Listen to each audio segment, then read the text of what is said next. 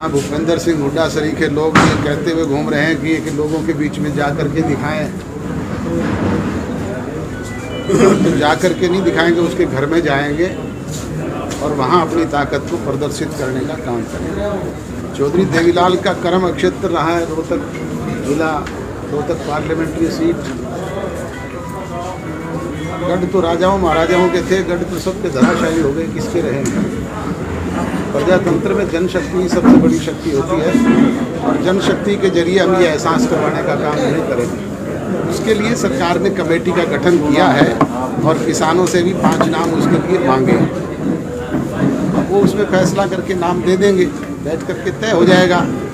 हरियाणा प्रदेश के लिए तो हमें कहते हुए गर्व और फख्र होता है कि हमने 13 फसलों पे MSP प्राइस हरियाणा प्रदेश में दिए और MSP प्राइस से भी ज़्यादा पे हरियाणा प्रदेश में फसल बिकी, किसान का दाना दाना खरीदा गया और उसके खाते में सीधी पेमेंट करवाने का काम भी किया। अब ये काम ना तो मैंने कानून बनाने वालों में था, ना मैं कानून हटवाने वालों में था, ये केंद्र सरकार का निर्णय था और सरकार ने ये साहसिक कदम लिया है, स्वागत योग्य है। किसानों की भी इसमें बहुत बड़ी जीत हुई है जिन्होंने लंबे समय तक स्ट्रगल किया। अब मैं तो सरकार से ये मांग भी करूंगा कि जो हरियाणा प्रदेश के किसानों पे मुकदमे हैं वो भी वापस ले लें।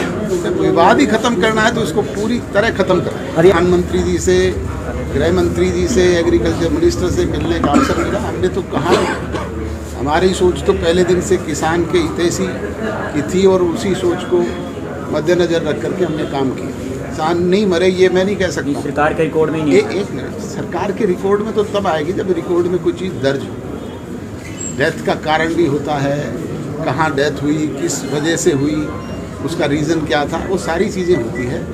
अब रिकॉर्ड कलेक्ट करने का काम तो सरकार का है।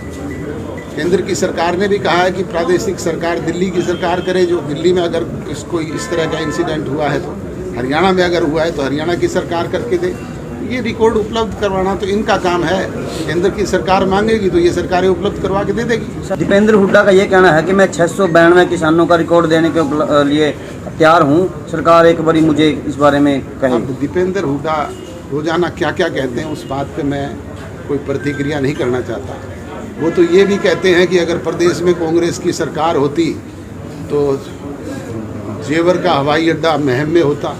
अरे तेरे बाप की 10 साल सरकार थी, केंद्र में कांग्रेस की 10 साल की सरकार थी, तुम रोज़ कहते थे कभी महम में हवाई अड्डा बनाएंगे, कभी लाखन माजरा में बनाएंगे, तुमने तो एक ईंट भी नहीं लगाई।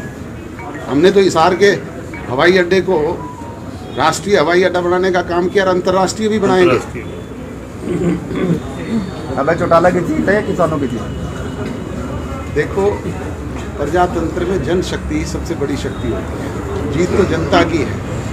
जनता ने जो फैसला वहाँ पे किया है हम उसका सम्मान करते हैं, परंतु जो लोग मगरूर होकर के बहुत बड़ी बड़ी बातें करती थी, लोगों ने उनका नखरा ढालने का काम भी किया। सर, पूंडरी में विधायक के द्वारा घोटाले किए जा रहे हैं, ऐसी जो घोटालों की मांग है, आपके पार्टी के नेता राजू ढुलपाई ने भी मांग की है कि वहाँ पे अवैध काम हो रहे हैं, अवैध कॉलोनियाँ हो रही हैं, घोटाले हो रहे हैं।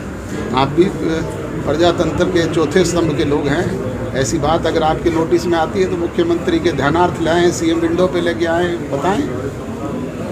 सर, क्या आप मानते हैं कि जो 75% रोजगार है पूर्ण तरीके से लागू कर दिया गया है आपकी सरकार? बिल्कुल निश्चित तौर पर बाकायदा कानूनी रूप से अमली जामा पहना करके, एक्ट बना करके उसे लागू किया गया है। अब उसके लिए जांच चल रही है। मैंने कहा ना कि जो जिन्होंने धांधली की है, चाहे वो कोई SCS अधिकारी था, चाहे कोई दूसरे कर्मचारी थे, सब पकड़ में आ रहे हैं, वो सामने आ जाएगा सब। उसके लिए सरकार जांच कर रही है। SIT का गठन भी होया हुआ है। आपके यहाँ के SP भी उस काम में लगे हुए हैं और निरंतर ऐसे लोगों को पकड़ा भी गया।